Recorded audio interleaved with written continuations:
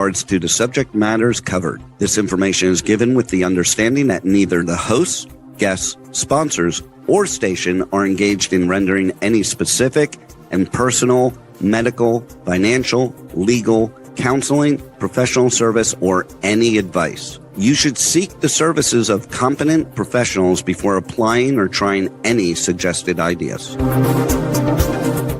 The information contained in this podcast is intended for informational purposes only and is not a substitute for individual professional legal advice. The podcast information was carefully compiled from vetted sources and references. However, R.O.S.E Resources Outreach to Safeguard the Elderly cannot guarantee that you will not fall victim to a scam.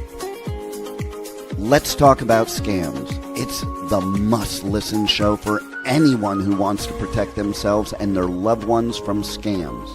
Every Tuesday at 8 a.m. Pacific Time on K4HD Radio, Joyce Petrowski, founder of R.O.S.E, and her guests will provide valuable insights and practical tips on how to recognize and protect yourself from scams. And now, here is your host, Joyce Petrowski. Hi, everyone. Welcome back. I'm Joyce Petrowski, founder and board president of R.O.S.E Resources Outreach to Safeguard the Elderly. You can find more information on our website at roseadvocacy.org.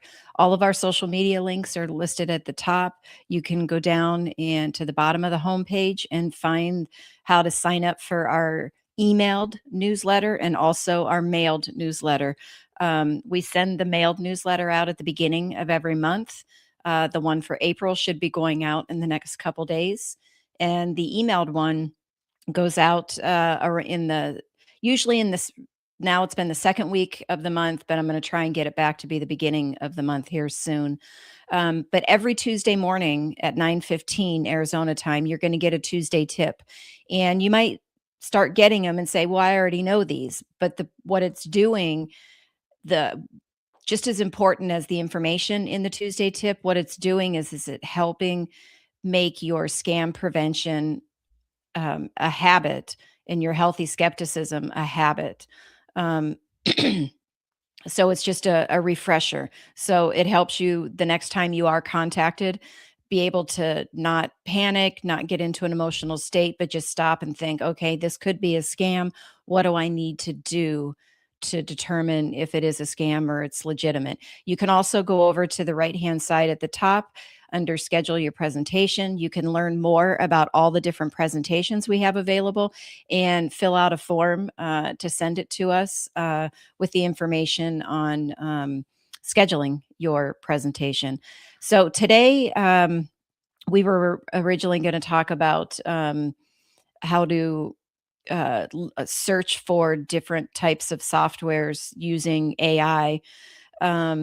And our guest, David, had an emergency, so he couldn't make it. So we did a little pivot for today, and I'm going to talk about some updates that we've had on social media the last probably couple weeks, and then also some FBI public service announcements that they've had out this month on some different scams.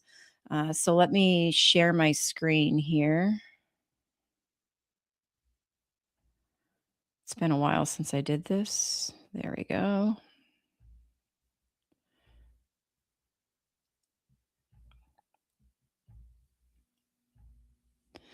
All right, so I'm going to go to Facebook first. And first of all, when you get on our Facebook, this is what it looks like. And you can see up here in the search bar, facebook.com/rose.resources.outreach. That's the page. And then you can come down here and see some different posts. We have a golf tournament coming up, so we're thanking all of our sponsors. But here's one that we just put out yesterday. It's called push bombing. And so I'm sure everybody's heard of multi-factor authentication or two-factor authentication, but this is where it's also called multi-factor authentication fatigue, where let's say you get your codes texted to you. You just keep getting these codes over and over and over again, and it starts causing a lot of frustration to where you just automatically go, okay, and you then use it. to so it'll stop texting you, but it's really a scammer behind it, knowing that this is going to frustrate you and get you to then give the multi-factor code. So they get your how does it work? They get your username and password through different phishing techniques, breaches or hacks at companies, or maybe if you've reused a password and they figured that password out on another account. We've talked about this a lot. They've got a software where they're going to put that login credentials in, and it's just automatically going to scan through thousands of different accounts until it hits. And wherever you've reused that password, it's going to hit. And now have they can are closer to having access, because if you have multi-factor authentication set up, then you're going to have to give them the code in order for them to be able to get in. And that's where this MFA fatigue comes in. They repeatedly send you the MFA login request, and then the goal is to wear you down until you approve the login. And that um, sometimes it comes through where it's just, you're trying to log in as this you, and you just quickly say yes to get rid of it, because if you say no, then you're going to get another one that comes back, and it just keeps coming. So how to protect yourself? So never approve an unexpected multi-factor request, and always use strong unique passwords for every account. The other thing I'm going to say there is, a lot of accounts now give you the option of setting up a pass key, which is biometric information. And we talked about this just a couple weeks ago. It's a facial scan, a fingerprint, or it's a PIN number. Now, that PIN number is different than a multi-factor code, because you are telling whichever company you're setting up that passkey with, you're telling that company this is your PIN number. So it's waiting, just like it's waiting for you to scan your face to look for those pinpoints, or to scan your fingerprint to look for those pinpoints on your fingerprint. It's waiting for you to put that specific code in as a match to allow you in. So it's an option for you. But if you are still using passwords, I know a lot of us like to reuse passwords, but before you want to reuse a password, just please ask yourself this question. If I reuse this password on this account and it's already on this other account, if scammers were to access it on one of the accounts, it now affects this account. What damage could be done?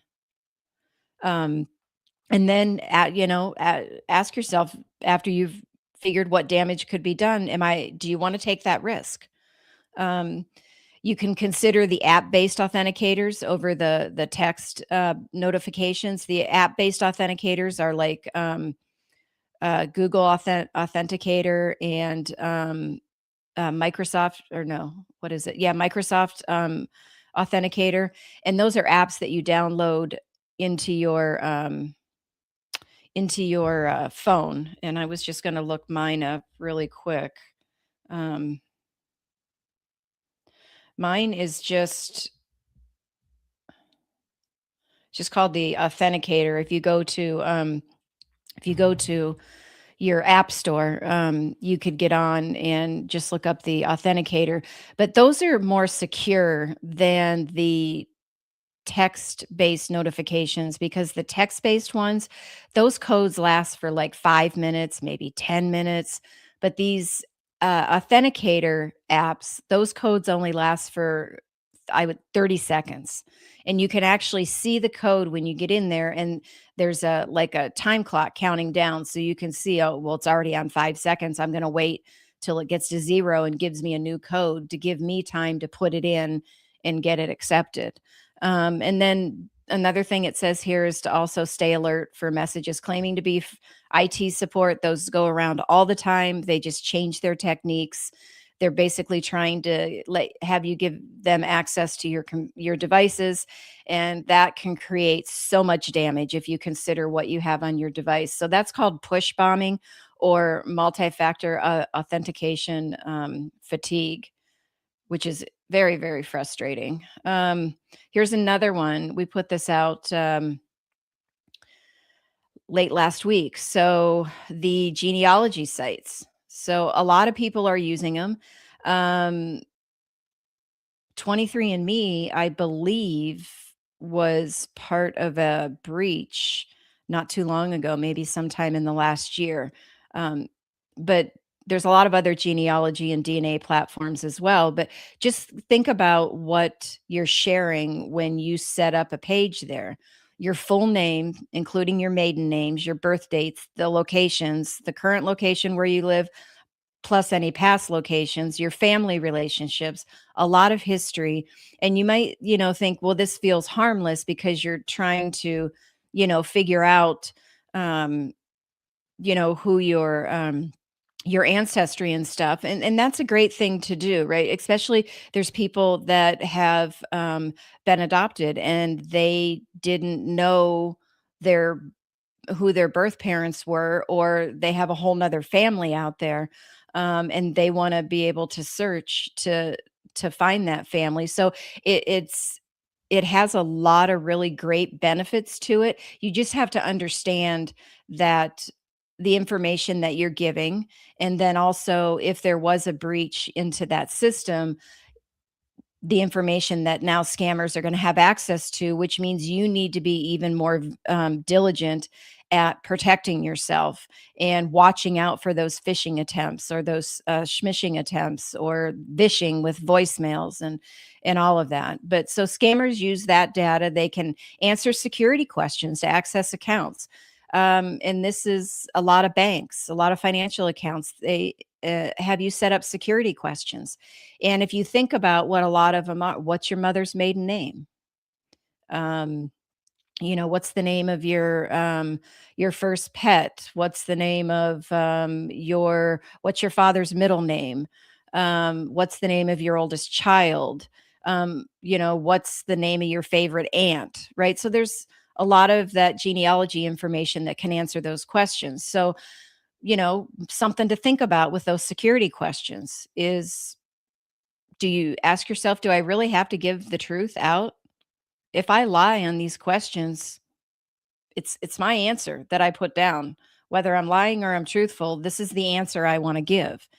The only thing is if you're going to lie, then you need to record it someplace, because you're most likely not going to remember what you put in that was a lie, right?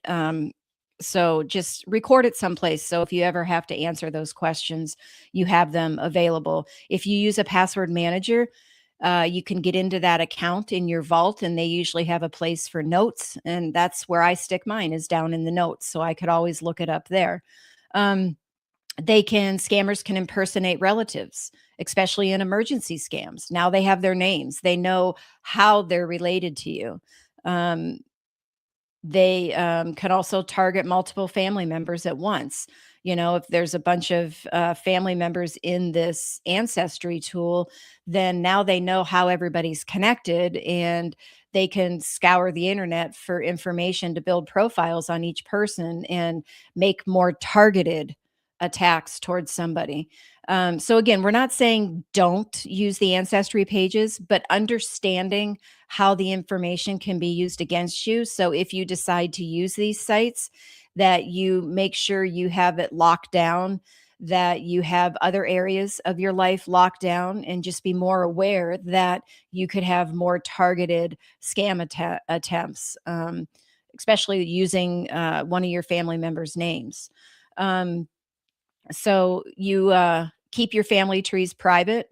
I'm sure it's in there in the settings. You can set it up that only you can access it. Avoid sharing full birth dates and maiden names.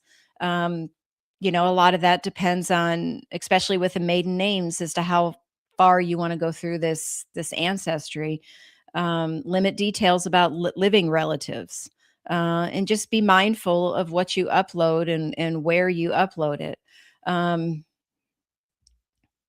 so again, genealogy sites can be really helpful in a lot of different ways, but just make sure you understand the information that you're giving. And yes, it's going to affect you positively because you can find a lot of long lost relatives, but also understand how it can affect you negatively. And that way you can prepare for that. Um, last week we put out there was a data breach that we became aware of. An identity protection company, ARA, they confirmed a data breach affecting nearly 900,000 people. Names, email addresses, IP addresses, and customer service data. Now you're going to see it mentions IP addresses here. When I get into the FBI public service announcements, one of them is going to be talking specifically about IP addresses. Um, so it says that no social security numbers, passwords, or financial data were exposed, but this other information that they have can be used for phishing scams. That's where you get the scammer sends you an email trying to get you to click on links, respond to the email, call a phone number. Social engineering attacks, that's where they're going to try to get you to give up information using your emotions against you. And we just talked about this on the last one, targeted fraud attempts, because now they have more information on you. So just be cautious again of the phishing emails or the smishing texts. You know, don't click on the links or the attachments. You're going to go directly to the verified website or call the verified phone number. Monitor those accounts for unusual activity. If they've been compromised, update your passwords immediately, and consider maybe using a passkey if they have that available as well. You can also, if you were a victim of fraud, you can put a fraud alert on your credit through the credit reporting agencies. If you were, I believe you can also put a fraud alert if you were part of a data breach, if I'm not mistaken. That one if you just go in to each one of the 3 credit reporting agencies and search fraud alert, it's gonna come up and tell you how to put one on and the reasons as to why you can have one. What else do we have here? Fake Google security check. So I actually talked to somebody in person about this recently where they were getting a phone call and someone claiming to be from Google and wanted to, check the security and make sure their account was secure and all of that. But uh, it's not just phone calls, right? They can send you an email as well. So they're creating convincing fake Google security pages to trick you into installing malware on your device. It may look like you're protecting your account. You're going to have login verification codes, personal data and contacts, your location, you know. But so the scary part here is that the scammers haven't hacked into your Google security, your Google page. They've tricked you into granting access to it. So just again, don't trust the pop-ups. Always go directly to the official, you know how to log into your Google security page. Just go directly there and check things out. And make sure you keep your logins and all that stuff safe and confidential. Digital spring cleaning. This was the Tip Tuesday, or actually, I'm talking about this now, but this has not come out on your email as a Tip Tuesday. It probably, and it's not going to be today's either. It might be next week's on April 7th, I think is when this one's going to come out, but you're going to get it early if you're listening to this. So we always do spring cleaning, right, in our homes. Well, we also need to think about spring cleaning with our digital life. You want to back up important files, your photos, your documents, your financial records. You can use both iCloud and external storage. And the external storage is you're actually going to have to buy a backup storage device from a store or Amazon, someplace online, and you're going to have to actually plug it into your device and then back it up when it asks where. You'll have to go in and instead of the iCloud, you'll pick one of the drives. So, it could be, it's usually a lettered drive, like maybe E, F, G, H, something like that. But it should automatically come up and tell you which drive it's in and say that it's an external device. But I'm just looking on my phone, so the iCloud one. So if you, and these instructions are going to be on the email that comes out, but I have an iPhone. So if I click on settings and then I click on my name, and then I'm trying to, oh, and then one of the options is iCloud. So I click on that, it's going to come up and say, like mine says upgrade, I need to upgrade for more storage. So but it gives you save to the iCloud. It tells you everything you've saved to the iCloud, but then you could go into iCloud backup, and then you could say backup to this phone, backup over cellular, and then backup now. And you click backup now, and it's going to go through and it's going to back things up. Android is very similar. If you're in, those instructions will be on the email that comes out. Um, but if you don't want to wait until next week for the email to come out, you could always just Google how to back up on my Android device to the cloud. Um, so you're going to want to take one backup unplugged. So that's going to be that external backup. And you're going to want to store it safely. So just store it someplace where someone can't just, they're usually very small, take it, put it in their, put it in a bag, and you don't know that it's gone. So you want to keep it in a locked, secured place, and just make sure you update your devices regularly. Excuse me. This is something, we talk a lot about in our presentations. One of the things you can do, or one of the tips we give out, is to have a trusted tech support person. You might not have a need for that person because all your devices might be running fine. You don't need to talk to them about any issues you're having. But at some point, you're going to need their help, and you don't want to panic and just pick the first person that comes up on a Google search who could be a scammer, posing as a legitimate tech support company. That you already know. You're not going to panic. You know who you're going to call. But a lot of the tech support people also, and it's usually subscription based, but they will have a plan that you can subscribe to, where they will go in on a regular basis and check for updates on your device and automatically make sure that those are running. Um, and then they'll, if there's a new product, that comes out that they think might work, like if they're working with your antivirus, and a new product comes out that they think will work better for you, then they'll say, hey, this new product's out, it's an increase in a subscription price, but I think it's worth the money because it's going to help you with this and this. So they're really good to have. So that's the digital spring cleaning. House stealing, this happens unfortunately a lot, not just in Arizona, all over the United States.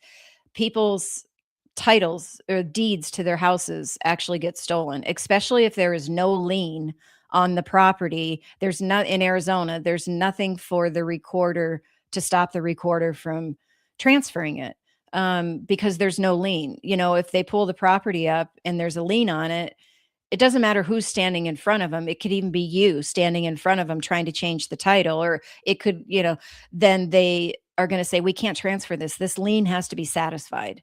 So they need a lien release to have it removed. And so that is a really good preventative tool. But scammers can, another thing they can do, and that's what this one was talking about. Some federal agents had uncovered a $17 million mortgage fraud scheme targeting vulnerable homeowners, especially the older adults. They stole the victims' identities, accessed the property records, and took out loans against the homes without the homeowner ever knowing. So the personal information is stolen, fraudsters impersonate the homeowner, fake documents are created, and loans are taken out using the home as collateral. Now, this is where this is identity theft, and they're not even stealing the title. It's mortgage fraud schemes. But once it's discovered, you're the one left having to fix this problem because the home is still in your name. They've impersonated you. So you have to report it as identity theft, get your paperwork, and then you're going to have to go. Maybe it's just one mortgage, maybe it's multiple mortgages, whoever, you're going to have to go to them and go through that process of getting them, explaining to them that this was a fraudulent mortgage and all of this. And while you might say, well, I won't be out any money with a fake mortgage fraud scheme, but and maybe that is the case, and but maybe not. Um, but you definitely, your time is valuable, and do you wanna have to, and I'm gonna say waste your time, um, but it's not really, at that point, it's not wasting it because you need to get your identity back. But just protecting your, identity can help with this. And another thing in Arizona, well, I'm as I'm saying this, I'm thinking about it. We have a free title alert system. All the counties in Arizona do. And if a change in your title happens, you get notified right away.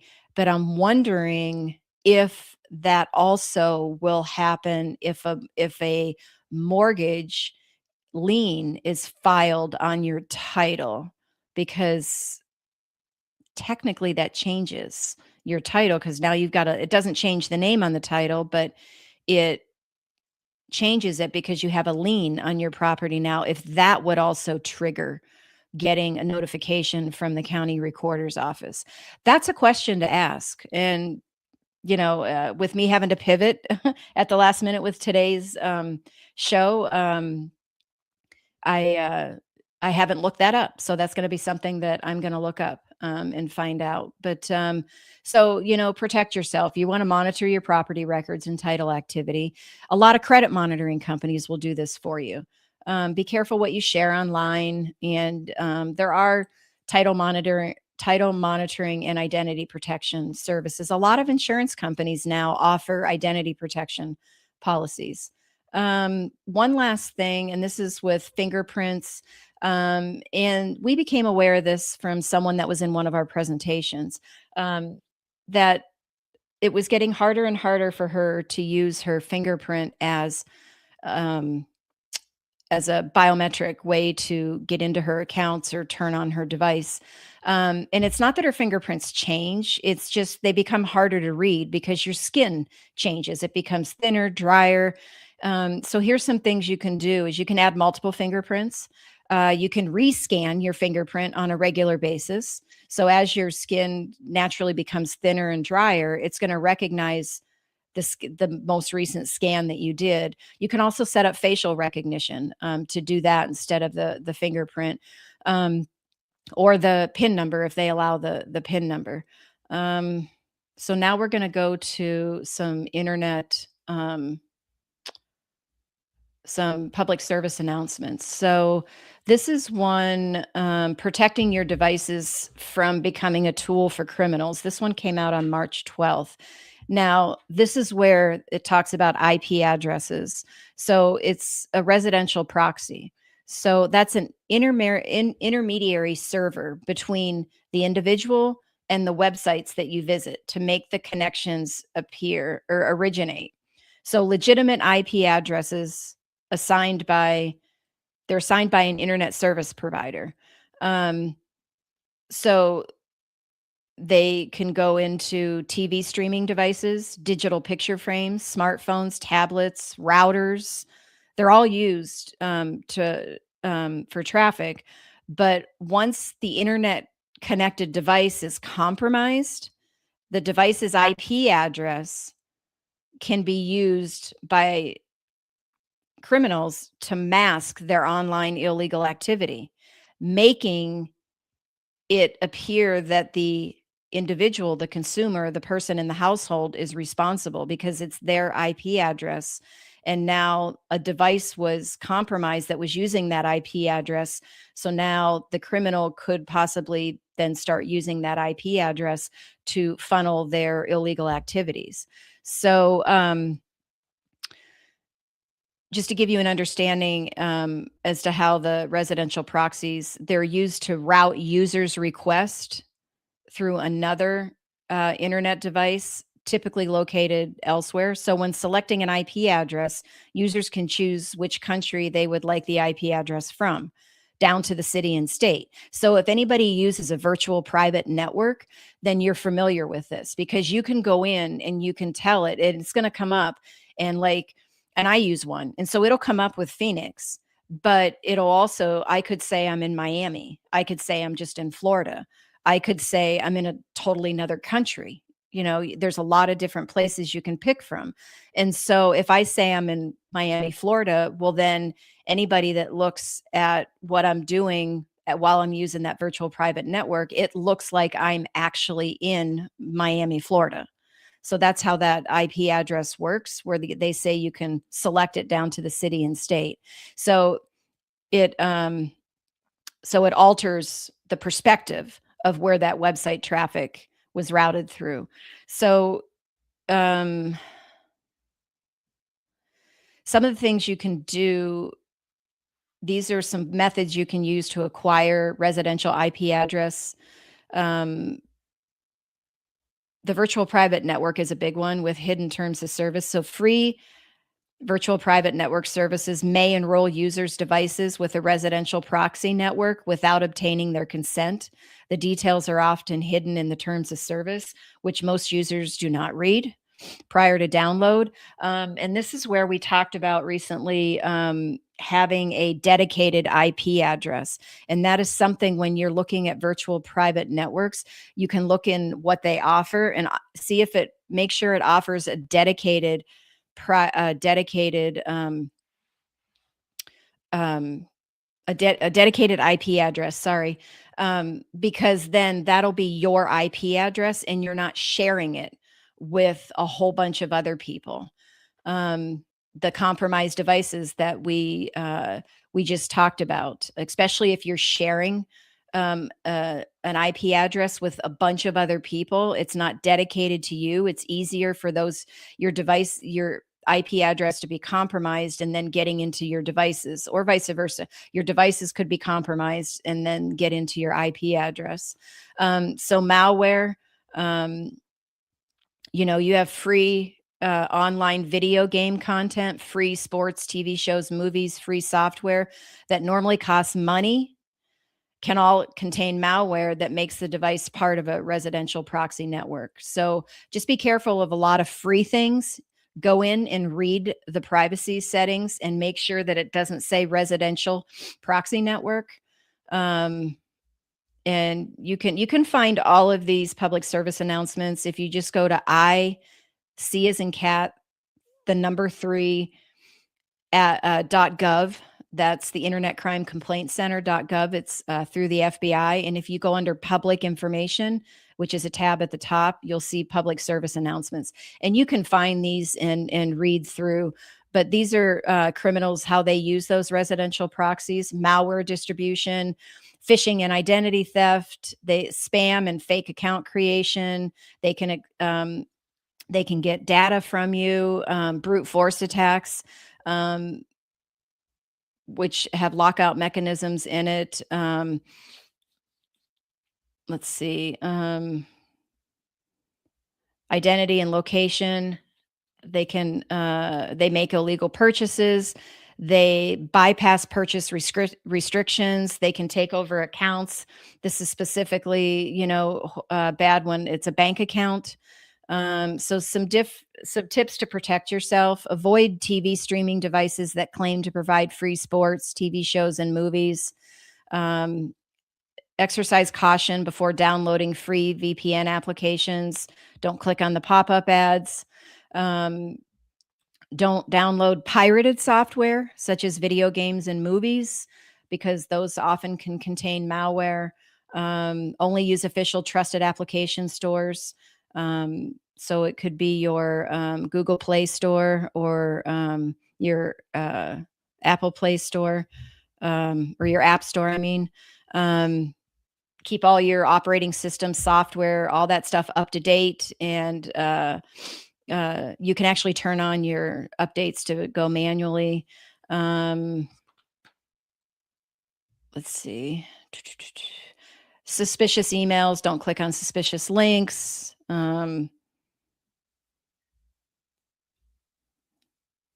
and then victim recording and stuff. So let's go to a different one. This one is data security risk of using foreign developed mobile apps in the United States. So users should be aware of what user data these apps request access to upon download. And we talk about this in our presentations as well. Um, when you download an app, a lot of times it's going to ask you to give permission to certain things on your device. Um, some platforms offer the option to invite friends or contacts to use the apps, or give the app access to your contacts, or maybe your friends on social media. If those are uh, default permissions, or if you've granted those permissions, well, then the developer companies can store all that data and address books, the names, email addresses, physical addresses, whatever you have in your stored contacts. And this is, they can then also they can spoof a contact's name and phone number when they're calling you. The app's privacy policies list where the collected data, personal information, all that is stored. Um, they might store it on servers located in China for as long as the developers deem necessary. Some apps allow users to choose to run the app locally by downloading a version directly to the user's devices, which allows users to run queries without accepting the cloud-based version, which could then it prevents the data transfer to China or a third-party country. Some apps also contain malware, uh, which is going to get more information and could actually give the bad actors access to whatever device. So please, I think the moral of the story here is just always download from those verified stores, your Google Play Store, your App Store. And when you're getting ready to download, it's going to come up and it's going to say, um, it should tell you these are the default permissions or the mandatory permissions, but it's going to say, want you to give access maybe to your location, your contacts, different things. And you have to ask yourself, why does this app need to know my location wherever I'm at? Then don't give them that access. Same thing with your contacts. Same thing with the social media. You don't have to give them access to all that. If you're not sure what permissions you've given your apps, if you go into your settings, and I'm going to do this if you go into your settings and then scroll all the way down to the bottom, you'll see apps. And again, I'm on an iPhone. There'll be default apps, which you can go in and look at, but then it's going to list all the different apps that you have on here. And I have, let's say, American Airlines. So I can click on American Airlines and it says, I never allow it to use my location. I do not give it access to any of my contacts. I have my camera shut off. And it only has access to add any airline tickets to my calendar that I purchase. It will use my cellular data, and it can do in the background, it can do an app refresh. So just click on those individual apps and see what you've given permissions to, and you can always turn those permissions off. Last one. So this is one that came out at the beginning of the month, but criminals impersonating city and county officials in phishing emails for planning and zoning permits. So here's how it works. Individuals and businesses with active application for land use permits are being targeted by criminals impersonating the city and county planning and zoning board officials. They're fraudulently requesting fees associated with these permits. So victims receive unsolicited emails citing their permit information, zoning application numbers, and or property addresses. Victims are instructed to pay invoices for fees related to their permits and directed to make payments via wire transfer, the cryptocurrency, or the peer-to-peer payment apps, which are the Venmo, the Zelle, the PayPal. So this could be an individual, because the individual could be maybe bought a piece of property to build a house on. So that's an example for an individual. So the emails are going to contain detailed, accurate information about planning and zoning requests. They include property addresses, case numbers, true names of the city and county officials. The emails use professional language, formatting, all that stuff. And remember, we've also talked about in our presentations, there's generative text AI software out there that criminals have access to. They can access the free version of it. They can also pay for versions of it. But now, just because you get something that's from the city zoning, um, planning and zoning office, and the grammar is correct, it's got professional language, doesn't necessarily mean it's legit, because scammers can plug this information into their generative text AI software that they're using, and it's going to give them professional language, grammar is good, all of that stuff. So you still need to verify by going directly to the planning and zoning and finding out if that information is accurate. Email addresses are going to contain usernames similar to the city or county planning and zoning departments, but they originate from non-governmental domains, such as USA.com. Just know that government domains are going to be .gov. Email delivery may be timed to coincide with ongoing communications with city officials. And they could have attached PDF invoices, and those could contain malware on there as well. You open the attachment, but then there might be a link in there. The attachment itself could contain malware, but it also might have a link in that attachment to make the payment, and you click on that link, and now that could install malware on your device. It's always emphasized the urgency, threatening delays, or other obstacles if you don't pay for this immediately.